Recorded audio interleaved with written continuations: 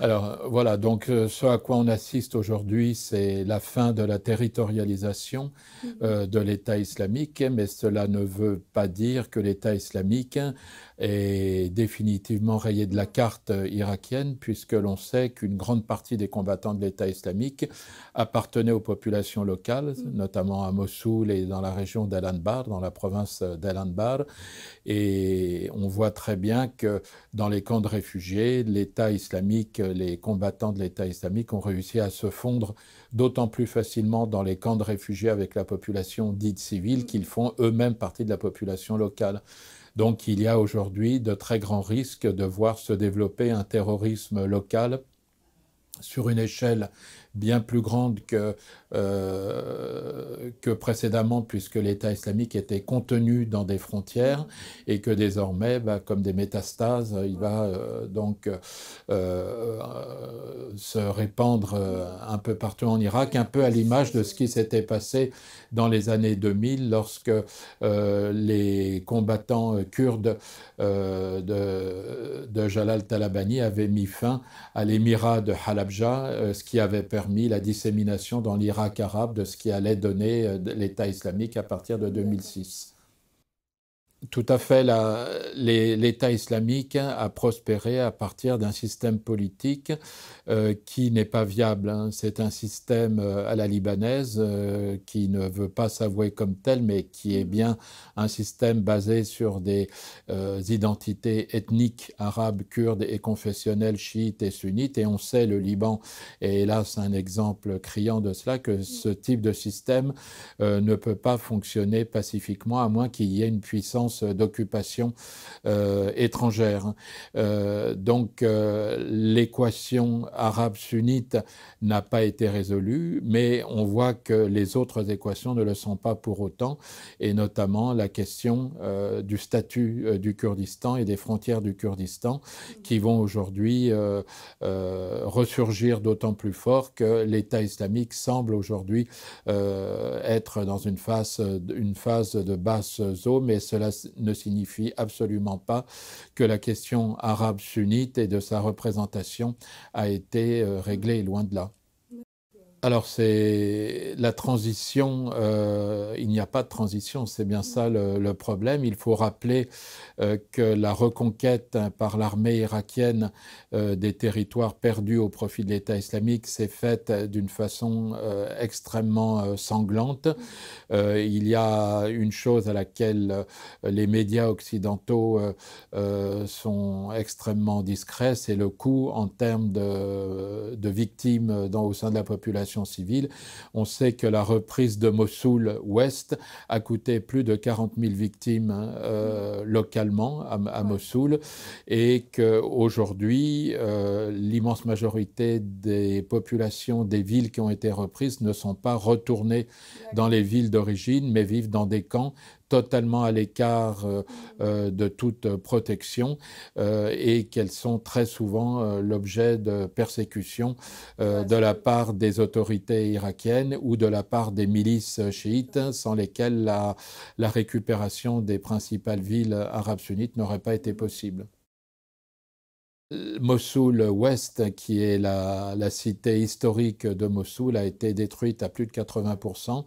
et la population n'y est pas retournée. Elle vit toujours par centaines de milliers dans des camps situés dans les déserts et sous le contrôle de l'armée irakienne ou de groupes non identifiés, souvent des milices alliées à l'armée irakienne et au gouvernement irakien. Et il n'y a pas de possibilité de retour de cette population dans un avenir proche, étant donné que Mossoul est essentiellement un champ de ruines. Les relations sont faites d'un rapport entre vainqueurs et vaincus, et on sait que la population qui vit aujourd'hui dans les camps de réfugiés autour de Mossoul est une population donc qui fait profil bas, et dans ce contexte, la moindre suspicion d'une sympathie quelconque envers l'État islamique vous condamne à mort immédiatement. Il n'y a, et les médias occidentaux s'en font suffisamment les échos, quelques voix pour se féliciter de la fin du règne de l'État islamique, mais personne évidemment pour montrer ce qui se passe réellement dans les rapports entre un vainqueur et un vaincu, et le fait que ce n'est pas un état de droit qui a été rétabli avec l'armée irakienne, mais bien une revanche communautaire qui ne peut pas aboutir à quelque chose de stable. Alors aujourd'hui, que ce soit à Mossoul ou dans les autres villes irakiennes peuplées majoritairement d'Arabes sunnites, le pouvoir est difficile à identifier. Il y a des conseils locaux à base tribale, mais on sait que cette carte tribale a été très largement utilisée par les Américains à partir de 2005 à travers les conseils de réveil, et qu'elle ne peut pas être rééditée après son échec. Les conseils de réveil, notamment ceux de la province d'Al-Anbar avec Ahmed Abou Risha, ont été totalement déconsidérés par la brutalité de la répression anti-État islamique. Et c'est le grand dilemme aujourd'hui du gouvernement irakien, c'est de trouver des interlocuteurs arabes sunnites qui ne soient pas disqualifiés aux yeux de la population. Et je dois dire que là, personnellement, je n'en vois pas, parce que si l'on fait la liste des représentants communautaires arabes sunnites qui seraient éventuellement susceptibles de participer à une reconstruction politique, ils ont tous été disqualifiés, qu'il s'agisse des frères musulmans qui participent aujourd'hui au pouvoir au sein du Parlement irakien et qui ont été totalement discrédités parce qu'ils n'ont pas quitté le Parlement au moment de la répression à Tikrit, à Mossoul, à Ramadi, dans les villes récupérées par le gouvernement irakien. Les tribus, on sait que les conseils de réveil ont vécu comme un palliatif pour permettre aux soldats américains de quitter l'Irak avec l'illusion d'un pays pacifié. Et il ne reste plus que des groupes armés qui ont été membres de l'État islamique ou d'Al-Qaïda, avec lesquels on ne voit pas une reconstruction possible. Donc,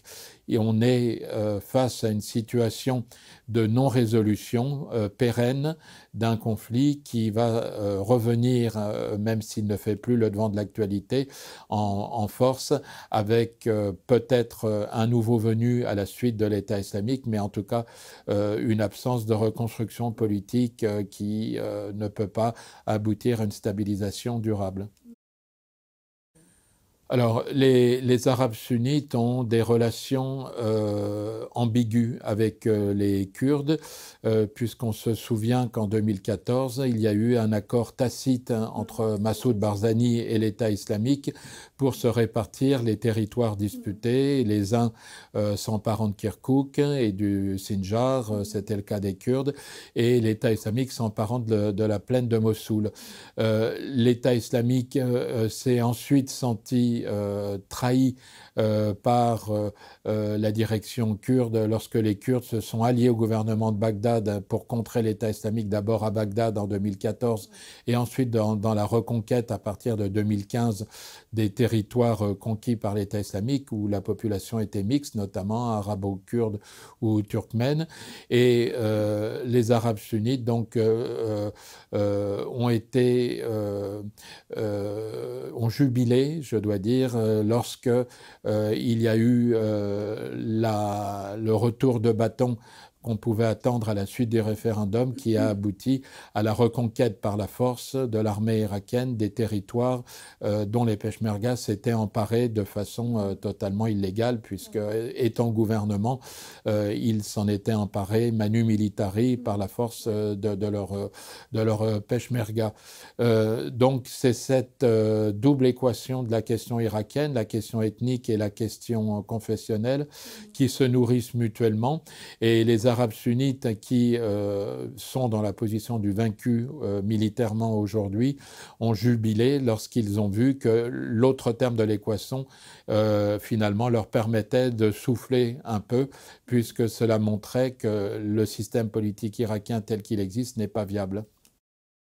Alors, l'idée d'une tripartition territoriale de l'Irak ressurgit à partir du constat que la guerre confessionnelle empêche désormais les populations de vivre côte à côte, notamment à Bagdad, dans des quartiers mixtes. Donc c'est un fait sur le terrain que l'Irak est aujourd'hui divisé en trois, une partie chiite, une partie arabe sunnite et une partie kurde. Maintenant, les institutions et la constitution fédérale de 2005 favorisaient ce type de processus de tripartition. Les Kurdes sont aujourd'hui en plein renouveau politique avec donc la perte de confiance dans le leadership de Barzani. Par qui sera-t-il remplacé? Peut-être par le mouvement Goran, qui est un mouvement qui a pris une ampleur de plus en plus grande aux dépens du PDK et de Barzani aujourd'hui, et qui a eu sur la question du référendum d'autodétermination kurde une position d'attentisme en disant que le Kurdistan certainement était destiné à être indépendant, mais que dans les conditions actuelles, c'était suicidaire d'envisager une indépendance immédiate. Du point de vue arabe sunnite, les choses s'annoncent beaucoup plus difficiles parce que même s'il y a quelques candidats pour assumer localement le leadership confessionnel arabe sunnite dans le cadre d'une confédération, d'une sorte de confédération, le seul fait aujourd'hui de collaborer avec le gouvernement est quelque chose de difficilement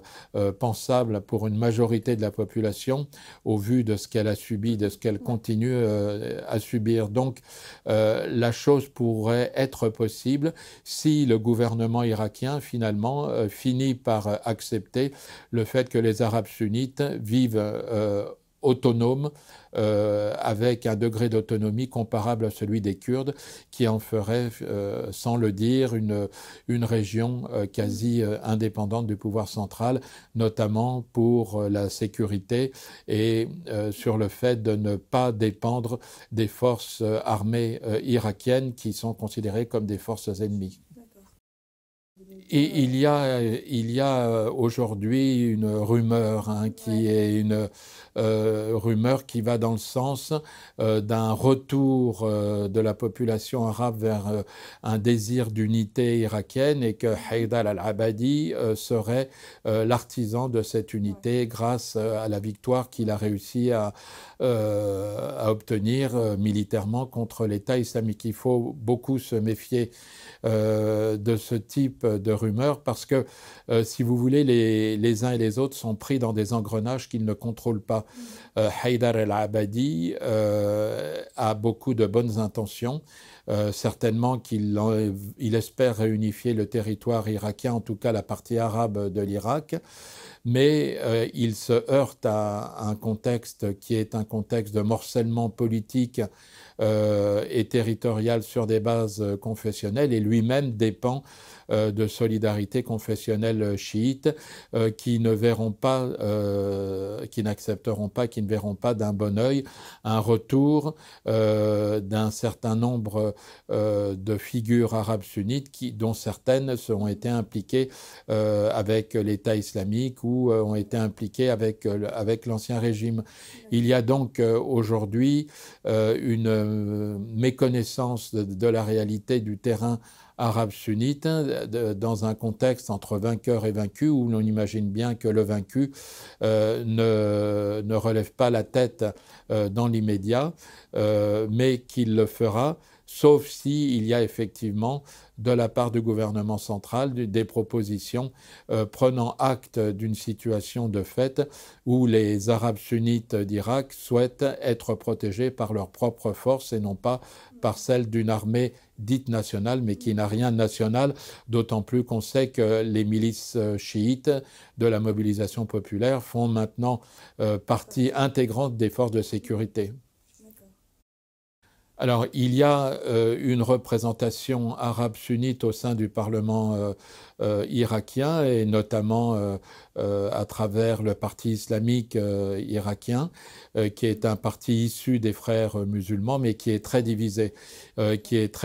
Parce qu'il est resté au gouvernement au fil des insurrections armées. Donc une partie l'a quitté, notamment en 2004, lorsque Fallujah a été reprise par les Américains. Et donc une partie a quitté le Parlement et le gouvernement, alors qu'une autre partie y demeurait. Et il faut rappeler le sort de Tarek el-Hashemi, le dirigeant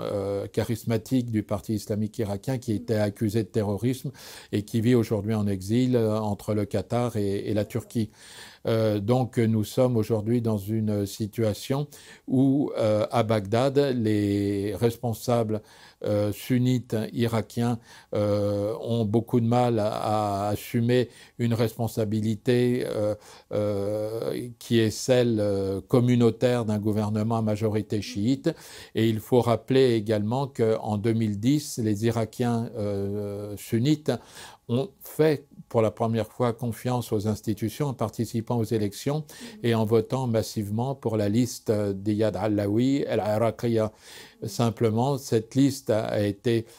confrontée à une levée de bouclier confessionnel de la part des chiites et on a vu un retour au bercail confessionnel de listes chiites éparpillées qui ont fait front pour permettre un gouvernement à majorité chiite, ce qui a achevé de convaincre les Arabes sunnites que finalement, quoi qu'ils votent, leur vote n'était plus politique ni citoyen, mais obligatoirement confessionnel, dans un contexte où il n'y a pas aujourd'hui de citoyenneté irakienne possible exprimée à travers les urnes. Alors, je pense que les prochaines élections verront une division de la communauté sunnite. Même si nous vivons encore dans les mois qui viennent sur la défaite militaire de l'État islamique, une grande partie de la population, malgré tout, va continuer à penser qu'elle n'a pas d'avenir dans le cadre des institutions actuelles. Il faut rappeler que le printemps arabe a eu une concrétisation en contexte sunnite, puisqu'en 2012 et en 2013, il y a eu des manifestations demandant au gouvernement irakien de mieux intégrer la dimension arabe sunnite dans les institutions irakiennes et que ces manifestations qui étaient pacifiques, notamment à Mossoul et à Tikrit, se sont soldées par une répression militaire un peu à l'image de ce que Bachar el-Assad pratiquait en Syrie contre ses propres opposants. Donc les Arabes sunnites sont arrivés à faire allégeance à l'État islamique, finalement, après avoir tenté toutes les possibilités insurrectionnelles, légales, de boycott des élections. Et aujourd'hui, l'absence de perspective laisse entrevoir une division de la communauté entre ceux qui vont continuer à faire allégeance à la lutte armée et ceux qui,